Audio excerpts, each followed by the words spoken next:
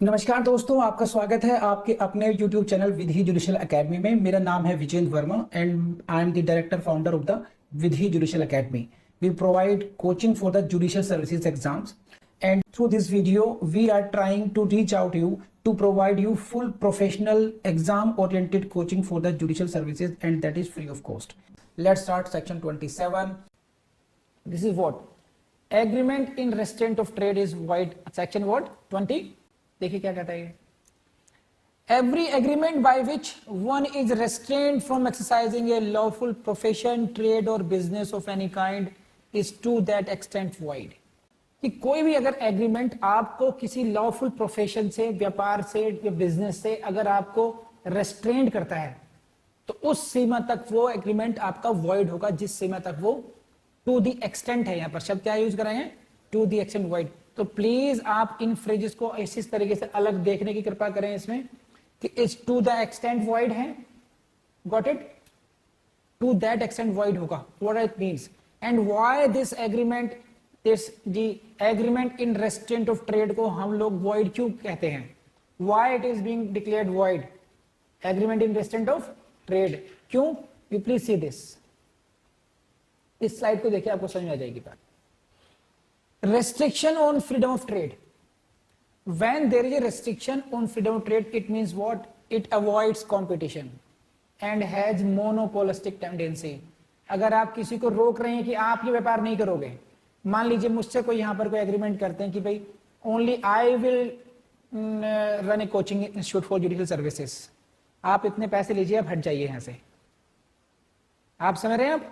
तो मुझे उन्होंने एग्रीमेंट करके मुझे रोक दिया गया, सबसे एग्रीमेंट कर लिया, उससे क्या होगा? नाउ केवल अब मैं ही मैं होऊंगा। अब फिर मेरे ही रेट होंगे, मेरी फीस का रेट होगा, मेरी मोनोपोलिस्टिक टेंडेंसी सब चलेंगी। यहां पर ये मोनोपोलाइज हो गया। आप समझ रहे हैं बात को? तो to check such kind of tendencies because it is against individuals interest as well the interest of society. ना ये किसी के व्यक्ति के हित में है और ना ही समाज के हित में है। अगर ना व्यक्ति के हित में है ना समाज के हित में है तो it becomes against public policy, therefore it is void. आप ये सर्कल समझ रहे हैं? मैं कोशिश ये करता हूं कि मैं कम से कम क्लास में टाइम वेस्ट करके आपको मैक्सिमम बहुत ढंग से इफेक्टिवली समझा पाऊं आपको। इसके लिए काफी टाइम मुझे वहां लगता है, वरना ये कि मैं यहां पे समझाऊं, ड्रॉ करूं इसको, इट विल टेक टाइम। सो मेरे ख्याल से आप समझ पा रहे हो इसको आप यहाँ पे कि when there is a restriction on your freedom of trade, आपको व्यापार करने में, आपका जो प्रोफेशन है उसको करने में अगर कोई रोक लगाते हैं, उसमें रेस्ट्रिक्शंस पैदा करते हैं, उसका रिजल्ट क्या होगा? We are moving towards monopolistic tendencies, we are avoiding competition. Competition is always in the interest of consumer. Reliance में, इसमें एयरटेल में, वोडा में, इनमें जितना ज्यादा कंपटीशन चल रहा है उसका रिजल्ट किसको मिल रहा है? आपका फायदा हो रहा है। वो अलग बात है कि आप खुद अपना नुकसान करते हैं, देखते हैं वीडियो, देखते फ्री में डेटा मिल रहा है तो लगे हुए हैं, वो अलग चीज हो गई। लेकिन अगर प्रोडक्टिव देखा जाए तो वहां तो क्योंकि कंपटीशन है इसलिए आपको फायदा हो रहा है कि नहीं है? तो अगर वो कंपटीशन खत्म हो जाए, जैसे पहले इनकमिंग के पैसे भी थे, एक दौर था कि इनकमिंग के पैसे लग रहे थे कि अगर आप कॉल कर रहे भाई जल्दी काट कहता था कि हाँ जी वो ठीक ठाक भाई, तब सब ठीक है, हाँ आगे बताओ, क्योंकि बात तुम कर रहे हो, इंटरेस्ट बात करने का तुम्हारा है और पेमेंट मेरी कट रही है, आपकी भी जा रहे हैं, मेरे पैसे भी जा रहे हैं। वो दौर था जहां कंपटीशन नहीं था या बहुत कम था। अब कंपटीशन के लिए जैसे कंपटीशन हटेगा, that is the against the interest of individual and against the individual of society, and that is why it is against the policy, public policy, and therefore it is void.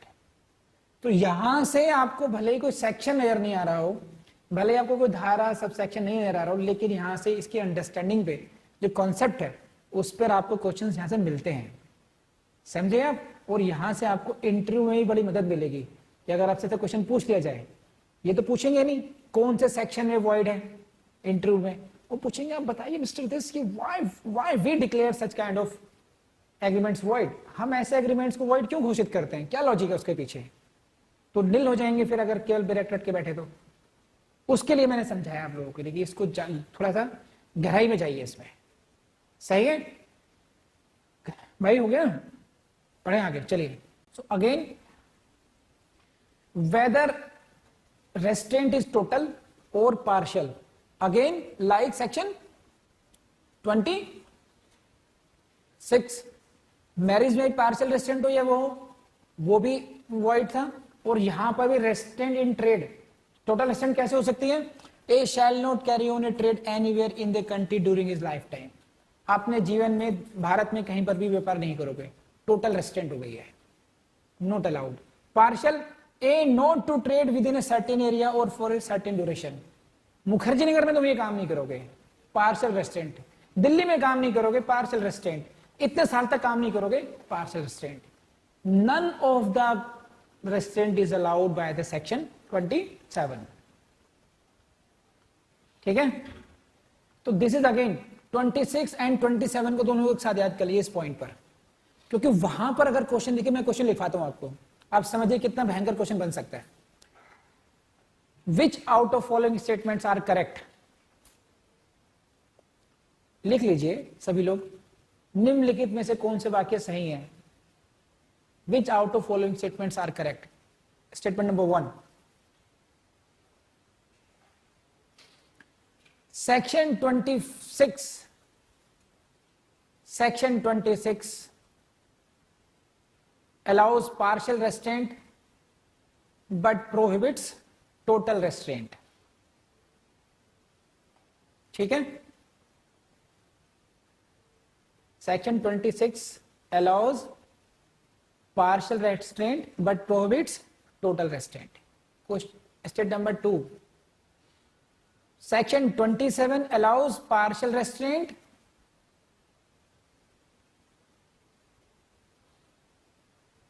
but prohibits total restraint। Section change करा क्या मैंने? Option C,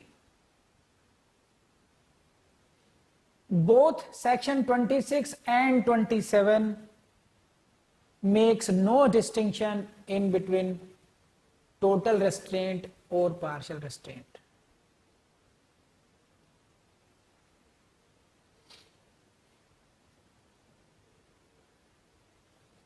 option D, none of the above. अब समझ में आ गया आपको? अगर आप लोगों ने ढंग से नहीं पढ़ रखा होगा तो टोटल और पार्शियल में घूमते रहेंगे, फिर 26 और 27 में करते रहेंगे। तो समझ आया ऑन द रिज? See, very good. Next question for your प्लेम्स is this, in England also an agreement in restraint of trade is void। sometimes they ask you question in your prelims in comparison with the English law, so this is the English law here। in England also an agreement in restraint of trade is void। लिख लीजिए, हो सकता है आपके notes में उतना detail में नहीं बेरेट होगा उसमें तो केवल। Next case very important for you, Nordenfelt versus Maxim Nordenfelt Guns and Ammunition Company Limited। Which out of the following cases is related to this restraint of trade? Section 27 से संबंधित कौन सा केस है? उस केस का नाम very important है आपका, Nordenfelt versus Maxim Nordenfelt Guns and Ammunition Company Limited। English law पर है ये, हाउस ऑफ लॉर्ड्स ने डिसाइड किया था। उसके बात कर रहा हूं मैं, अगर आपको ये होगा 11(2) में है, इस सेक्शन में है, पार्टनरशिप के एक्ट के इस सेक्शन में, सब सेक्शन में जाकर के ये है, देन आपको कम से कम इतने मार्क्स मिल जाएंगे जो आपको इंटरव्यू तक ले जाएंगे। मेरा अपना एक्सपीरियंस है, मैंने क्वालिफाई किया हुआ है मेंस, तो that's why I am telling you कि ऐसा नहीं कि बहुत एक्स्ट्रा और बहुत अच्छे नंबरों से मेंस क्वालिफाई किया हुआ है, ऐसा भी नहीं है।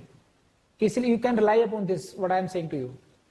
और बाकी आपके जितने मित्रों में जान पूछे हैं उनसे भी पूछ सकते हैं आप, जिनका सिलेक्शन हुआ है, वो यही कहेंगे आपको, कम पढ़िए, बहुत अच्छा पढ़िए। बहुत अच्छा पढ़ने का मतलब है you should be ready to reproduce it. आपसे ओरली पूछा जाए तुरंत जवाब मिलना चाहिए, प्रीलिम्स में क्वेश्चन आ जाए, ऑब्जेक्टिव क्वेश्चन आप एनालिटिकल आप ढूंढ पाए करेक्ट आंसर उसका, मेंस में आप ढंग से उसको इन कोहेरेंस लिख पाए। ज्यादा कुछ नहीं चाहिए आपसे, सिर्फ ये चाहिए आज पढ़ लिया फिर अगले हफ्ते पढ़ना, ये नहीं चाहिए। आज भी पढ़ेंगे, एक पूरी प्लानिंग के साथ डेली पढ़ेंगे और कुछ दिन पढ़ेंगे बस, 6 महीने पढ़ेंगे बस, उसके बाद जयराम जी की, यू आर जज। इतनी वैकेंसी आ रही है, अब तो 6 महीने से ज्यादा टारगेट होना नहीं चाहिए आपका। 6 महीने जज बनो, अपने घर जाओ बस। चलिए second 36(2) Indian partnership act again. जो व्यक्ति आउटगोइंग पार्टनर है, 36(2), जो व्यक्ति पार्टनरशिप छोड़ करके जा रहा है, ही इज, मैं बहुत टेक्निकली नहीं जा रहा हूं, he is termed as outgoing partner. उससे आप ये एग्रीमेंट कर सकते हैं कि भाई on ceasing to be partner he will not carry on any business similar to, within this specified, कि भाई पार्टनरशिप के सारे तुमने कर लिए ये, तो अब अलग जा रहे हो कोई बात नहीं, but you will not do similar kind of business, because यहां पर हमारे बिजनेस इंटरेस्ट हैम्पर होंगे। फिर आप you know everything, you can't create a competing business out after leaving this partnership firm. So 36(2). Next, section 54, partners upon or in anticipation of the dissolution of firm, firm he dissolve हो गई, make an agreement that some or all of them will not carry on business similar to that of the firm। कि अगर partnership firm dissolve भी हो रही है, वो कौन सा केस था, आउटगोइंग पार्टनर था, एक या दो पार्टनर बाहर जा रहे हैं, अब यहां पर फर्म ही डिसॉल्व हो रही है, यहां पर भी ऐसा एग्रीमेंट हो सकता है कि उनमें से कुछ या सभी लोग will not carry on the similar kind of business. तो these are few illustration exceptions. ऐसे 55(3) है, ये आप देख लीजिएगा। So these are the exceptions. ये सेक्शन 27 का लॉ हो गया, उसके एक्सेप्शंस हो गए आपके, कर लेंगे आप, सही है। This is agreement. Now section 28, agreement in restraint of legal proceedings, section 28 क्या कहते हैं? Every agreement by which any party there to is restricted absolutely. Please देखो यहां पर लॉ चेंज हो गया। अभी तक हम क्या करते आए थे, टोटल रेस्ट्रेंट और पार्शियल रेस्ट्रेंट में कहीं कोई अंतर नहीं था, 26 में कोई अंतर नहीं था, 27 में कोई अंतर नहीं था, लेकिन यहां पर उन्होंने एक शब्द कॉइन कर दिया, absolutely restaurant, restricted absolutely, means if not restricted absolutely section 28 will not be applicable. For the purpose of application of section 28, धारा 28 को लागू करने के लिए क्या जरूरत है, इट मस्ट बी रेस्ट्रिक्टेड, पूर्णतया रेस्ट्रिक्शन, प्रतिबंध होना चाहिए। पूर्ण प्रतिबंध नहीं होगा तो सेक्शन 28 अप्लाई नहीं होगा। इट मींस अगर रेस्ट्रिक्शन पार्शियल है तो सेक्शन 28 अप्लाई यहां पर नहीं होगा। अब पढ़ लेते हैं क्या है। Every agreement by which any party there to is restricted absolutely from enforcing his rights under और in respect of any contract by the usual legal proceedings in ordinary tribunals. एक बात इसको, इसी को समझाता हूं पहले। अगर किसी एग्रीमेंट में पार्टीज ने ये बात डिसाइड कर ली, आपस में एग्री कर ली कि भाई you will not have recourse to the ordinary tribunal, जो आम कोर्ट्स हैं, जो आम न्यायालय हैं, जो कॉन्ट्रैक्ट से संबंधित विवाद अगर होगा कोई, उसके लिए आप कोर्ट में नहीं जाओगे, आप एब्सोल्युटली रेस्ट्रिक्टेड। सही है, इस लाइन में पढ़िए, bye the usual legal proceedings in the ordinary tribunals. इस कॉन्ट्रैक्ट के संबंध में, इन रेस्पेक्ट ऑफ एनी कॉन्ट्रैक्ट, इस कॉन्ट्रैक्ट से जो अधिकार निकलते हैं, इससे संबंधित जो अधिकार हैं, उनको अनुपालन कराने के लिए, उनके लिए आप यूजुअल प्रोसीडिंग्स के लिए कोर्ट में नहीं जाएंगे। You are being restricted absolutely. यह है फर्स्ट कैटेगरी। एक्चुअली क्या है इसमें, आप देखना 3 कैटेगरी के एग्रीमेंट हैं बेसिकली। सेक्शन 28 में बेसिकली 3 एग्रीमेंट हैं जिनको वॉइड घोषित किया गया है इसमें। पहला है ये, जिसमें आपको ट्रिब्यूनल्स पर जाने के लिए इससे कर सकते, देखिए आप ये, these are 2 parties, offer and acceptance हो रही है यहां पर। सही है, थोड़ा विजुलाइज कर सकते हैं इससे, आसानी के याद करने में आसानी हो आप लोगों को। इन दोनों में एग्रीमेंट हुआ, इन दोनों पार्टीज में, और बिकॉज ऑफ दिस एग्रीमेंट ये कह रहे हैं कि जो कोर्ट है, हम अपने झगड़े लेके कोर्ट में नहीं जाएंगे एब्सोल्युटली। ये फर्स्ट कैटेगरी हो गई। Such agreement is void because restriction is here absolute restriction, you can not prohibit like this. सही है, एक बात। सेकेंड कैटेगरी कौन सी हुई? which limits the time within which he may thus enforce his rights. If the agreement limits your time, कि अगर आपने अपने राइट्स को, अपने अधिकार को पालन कराना है, कोर्ट में जाना भी है, तो you can go only with in 3 months, only 4 months, that will not be applicable, that will not be enforceable, वो वॉइड हो जाएगा। क्यों? लॉ ऑफ लिमिटेशन के आप विरुद्ध जा रहे हैं यहां पर। आप लॉ ऑफ लिमिटेशन आपको टाइम प्रिस्क्राइब करते हैं, तो ये है सेकंड कैटेगरी। अगेन इसमें आ जाइए आप, ये समझे आप? This bar in this slide, this bar represents the limitation time. इतना टाइम है आपके पास कोर्ट को अप्रोच करने का, 3 years, 12 years, whatever has been prescribed in the limitation act. This is the time. Now you are limiting this because of this agreement. You are 3 years का time था, आपने कहा 3 महीने के अंदर गए तो गए, वरना खत्म मामला। फिर you cannot do this. Section 28 says this. 28 कहता है कि no such agreement will be void. Say this. Which limits the time, जो कि उस टाइम को लिमिट करता है, सीमित करता है, within which he may thus enforce his right, जिसके अंदर, जिसके भीतर, जिस सीमा के अंदर वो अपने अधिकारों को एनफोर्स करा सकता है, लागू करवा सकता है, उस समय सीमा को, उस टाइम को वो लिमिट करता है। अगर आपका agreement, that agreement shall be void to that extent। तो क्या शब्द है यहां पर? Again, to that extent। Got it? दिख रहा आपको ये? तो ये सेकंड कैटेगरी हो गया। थर्ड क्या है?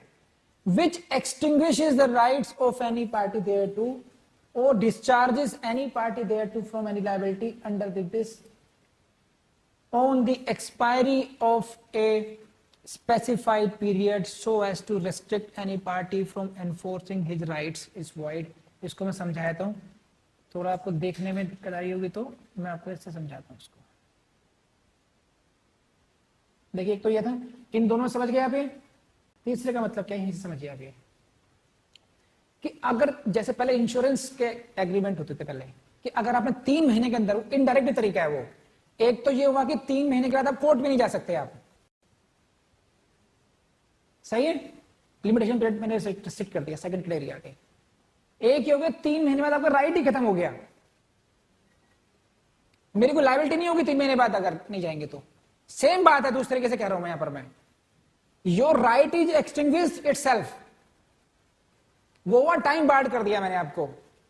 Your right is there but you can not enforce it in second category. आप समझ रहे हैं बात को? दो इन कैटेगरी में, ये कैटेगरी और इस कैटेगरी में अंतर है इनमें। यहां पर मैंने जो लिमिटेशन, लॉ ऑफ लिमिटेशन में जो टाइम दिया गया था उसको कम कर दिया, ठीक है? आप उस टाइम के बाद में कोर्ट में नहीं जाएंगे, आप, आपका राइट हो या नहीं हो। ये क्या है यहां पर? क्या है कि एक ऐसा कोई एग्रीमेंट है, वो कहता है कि ये 3 महीने तक लाए तो लाए, उसके बाद में आपका राइट ही खत्म हो जाएगा, मेरी लायबिलिटी खत्म हो जाएगी। जैसे कोई इंश्योरेंस कंपनी कहे कि भाई कोई आपका क्लेम है, अगर आप 3 महीने के अंदर नहीं लाए तो आपका क्लेम करने का अधिकार ही खत्म हो गया। योर राइट गोज, या मेरी लायबिलिटी खत्म हो जाती है। समझ रहे हैं बात? तो उसमें क्या है कि आपके राइट पे सीधा प्रहार कर रहा है। इन दोनों में अंतर समझ रहे हैं क्या बात है? तो ऐसे ही दोनों ही प्रकार के agreement to that extent void होंगे। बात समझ आ गई आपके? नहीं सही है, कर लेंगे, बड़े समझदार लोग हैं लोग। से so why it is so? Absolute debar क्यों करते हैं यहां पर? Because these are again oppose to public policy. In India as well as in England, restriction must be absolute, not partial. अब इसको समझ लीजिए, इसका क्या मतलब है? एब्सोल्यूट और पार्शियल का क्या मतलब है यहां पर? लीगल प्रोसीडिंग्स में what is the meaning here this? Now suppose jurisdiction, अगर कोर्ट का ओनली बॉम्बे कोर्ट है, if the jurisdiction of that court is of the Bombay court, and you say you will not go to Bombay court, we will not go absolutely there. This is absolute restraint. But now there is restriction of Bombay or Delhi court. इसमें जो jurisdiction बनता है Bombay court का ही बनता है और दिल्ली का ही बनता है. बट यू से only Delhi court shall have jurisdiction. आपने कई जगह देखा होगा, सारे एग्रीमेंट से लिखा होता है, in case of any dispute the court of Delhi और court of Delhi shall only have the jurisdiction to entertain such kind of dispute. देखा नहीं होता, नहीं होता. That is partial restraint. वो that agreement is not taking away the jurisdiction. Only partial restraint is there. No जो out of this available options this is only. तो parties अगर इस पर एग्री करती हैं वॉइड, अगर पार्शियल पे only Delhi it is enforceable, agreement is enforceable. समझ रहे हैं आप. तो ये हुआ एब्सोल्यूट और पार्शियल का डिफरेंस. एब्सोल्यूट प्रोविजन का मतलब है कि एब्सोल्युटली प्रोहिबिट कर रहे हैं आपको. पार्शियली का है प्रोविजन एब्सोल्यूट नहीं है. You are being given a option in that कि आप वहां केवल दिल्ली में जाएंगे, आप केवल बॉम्बे में जाएंगे, आप कर लेंगे. So this is period of limitation को दोबारा समझाता हूं. देखिए कैसे पीरियड ऑफ लिमिटेशन एज पर लिमिटेशन एक्ट मान लीजिए 3 ईयर्स है कि उस तरह के मुकदमे को 3 साल में ला सकते हैं. Agreement proscribes only 1 year. This will be void under section 28. ठीक है, समझ रहे हो बात को. हाँ भाई, ये बात समझ आ रही है. एंड ये मैं समझा चुका. पीरियड ऑफ लिमिटेशन की बात करते हैं, यह वहां फॉरफीचर ऑफ राइट्स की बात करते हैं. दिस इज एक्सेप्शन पर आ जाइए अभी. There are how many exceptions? 2 exceptions. Exception three exceptions. Sorry, 3 exceptions. First is what? Regarding arbitration. Exception 1 and 2 are लगभग सेम है. इसमें आर्बिट्रेशन की बात करते हैं कि this section shall not render any contract a contract by which 2 or more parties agree that any dispute which may arise between them is in respect of some subject. This is be referred to arbitration. Simple इस पे focus कीजिए कि अगर parties ये कहती हैं कि भाई कोई झगड़ा हुआ आपस में, कोई डिस्प्यूट होता है ना, मे अराइज, अभी हुआ नहीं है, लाइकलीहुड है, तो then such kind of dispute shall be refer to arbitration. तो this is in favour of arbitration. अगर आर्बिट्रेशन को रेफर करने की क्लॉज है तो this is a valid and only the amount awarded by the such arbitration shall be enforceable. If this is the condition, this condition is a valid condition. Because यहां पर आपने mechanism निकाल दिया उसका, आपने किसी को रोका नहीं है. यहां पर you have developed a mechanism for that कि डिस्प्यूट अगर होगा तो what should be the mode of resolution. तो सिंप्लीफाइड कर लिया हमने प्रोसेस. आर्बिट्रेशन से कराएंगे हम लोग. तो this is not against public policy. तो this is a valid. Second exception कौन सा आपका? इट इज रिगार्डिंग सेम है already arisen. Disputes which had already arisen may be referred to arbitration.